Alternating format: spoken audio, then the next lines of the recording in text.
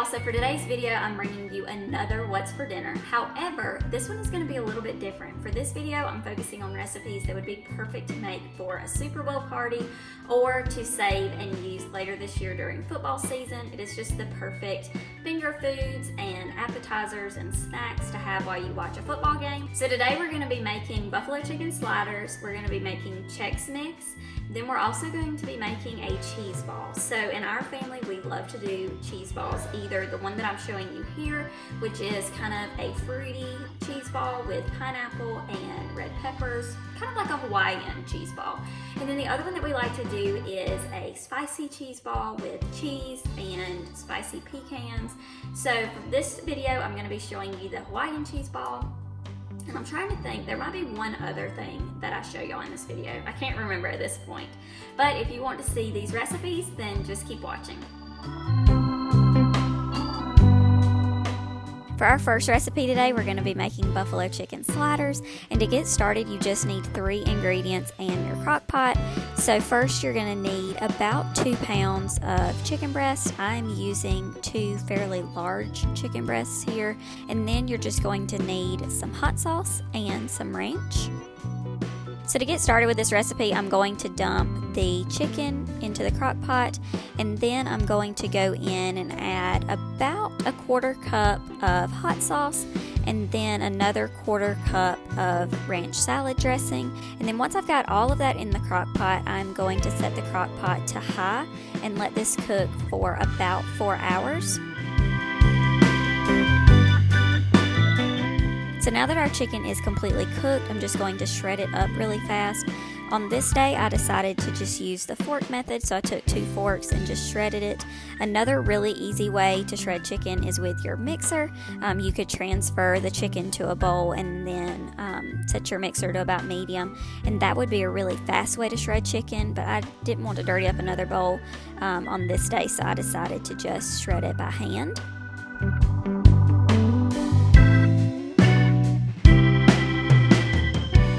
So now that we've got our chicken all shredded, I'm going to cut our Hawaiian rolls in half.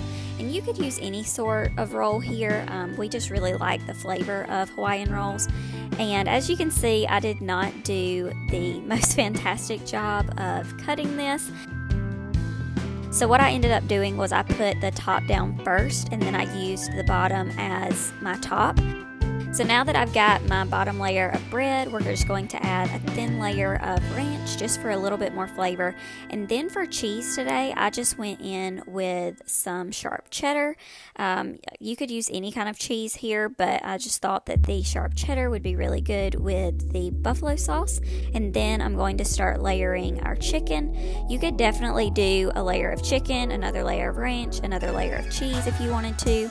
But on this day, I just did the second layer of ranch, and then I put on my top pieces of bread. And since the top ended up actually being the bottom, I went ahead and flipped the bread loaf over so that what was actually the top would still be on the top.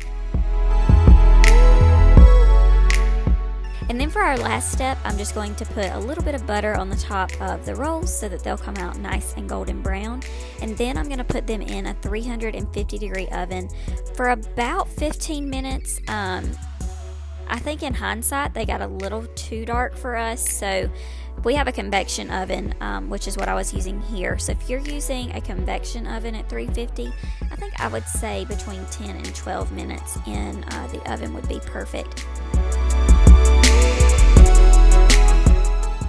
For our second recipe, we're going to be making ranch Chex Mix, which will pair perfectly with the buffalo chicken sliders. So the first thing you need is Chex Mix. It calls for rice Chex Mix, but I accidentally grabbed corn Chex Mix, but I doubt that it'll really make a difference. Then I got some mini pretzels, some unsalted peanuts, and then I've got several bags of these Cheez-Its that I usually carry to work for a snack. But since I had those, I didn't buy like a big box, so I'm going to open up several packs, and then some oyster crackers. And then to make the ranch sauce, you just need Parmesan cheese, melted butter. You need mustard powder, but I wasn't going to buy mustard powder for one recipe, so I'm just going to use some prepared mustard and some ranch mix. So to get started, I'm going to mix all of our dry goods in our roasting pan, and to do that we need about 3 cups of corn Chex Mix, a cup of the oyster crackers, 2.5 to 3 cups of pretzels, a cup and a half of Cheez-Its, and then about a cup of peanuts, but you could definitely do more or less of any of these just to kind of fit your taste.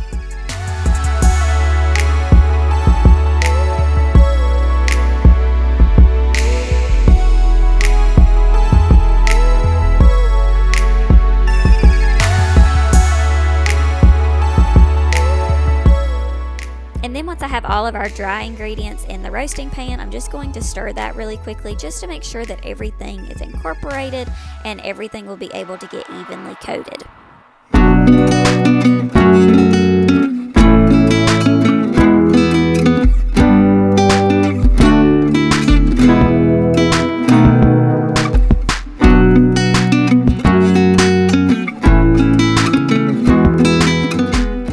So now for our wet ingredients, I'm going to melt down about 2.25 tablespoons of butter. And the way that I did that was I just stuck it in the microwave and heated it for 10-second increments until it was nice and melted. And then for our seasonings, I added 2 tablespoons of ranch and 2 tablespoons of Parmesan to our butter mixture.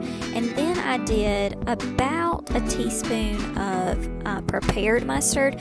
You could also do a teaspoon of mustard powder here if you wanted, but I just had prepared mustard on hand, so that's what I used. And then we're just going to give that a good stir just so that it's all mixed up really well together. And I did feel like this mixture was a little bit thick, so it was kind of hard for me to get each of my Chex Mix pieces evenly coated. But basically I just tried to spread that butter mixture as evenly across the Chex Mix as I could, and then I just mixed it up really well. I think the next time that I make this recipe, I will probably make that same amount of butter plus half of that mixture just so we have a little bit more to go around. And then once I get that all mixed up really well, I'm just going to put that in a 300-degree oven for about 30 minutes, and then every 10 to 15 minutes I'm going to come back and give it a stir just to make sure that everything is toasting evenly, and as that butter and ranch mixture is melting can kind of help to stir that up and mix it a little bit better. For our third recipe, I'm going to be making a Hawaiian cheese ball. So you need a little bit of onion minced. So you could do red onion or yellow onion. I've just got red onion, and then you're going to need a little bit of diced bell pepper. It can be any color, I just happen to grab green. And then seasoning salt, some pecan pieces. I'm using honey glazed, but again, just use whatever you've got. If you've got regular, then use regular. And then 1 8-ounce block of softened cream cheese. And then ideally you want crushed pineapple, but I only had pineapple tidbits, so while I'm chopping all of this up, I will drain that can and put it on my cutting board and kind of cut it up a little bit more. And with this cheese ball, I serve it with Ritz crackers, either the regular kind or the everything but the bagel kind is good with it too. To get started on the Hawaiian cheese ball, I'm going to cut up a 1/4 cup of green bell pepper and a 1/4 cup of red onion, and then I'm going to put that into our mixing bowl.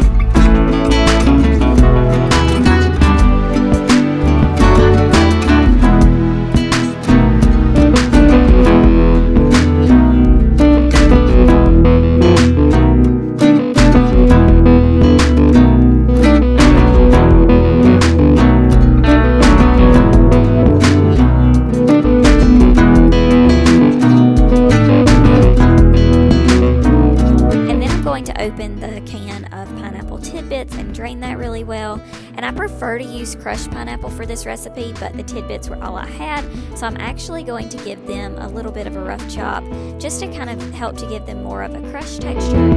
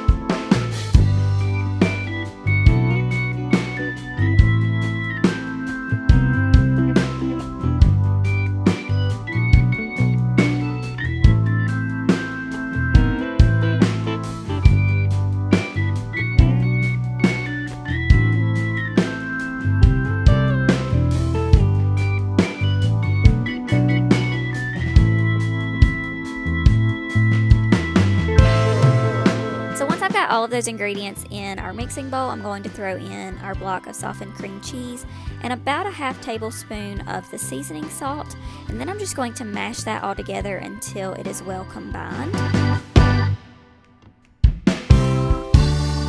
So once that's all mixed up, the last thing that we need to add in are our pecan pieces.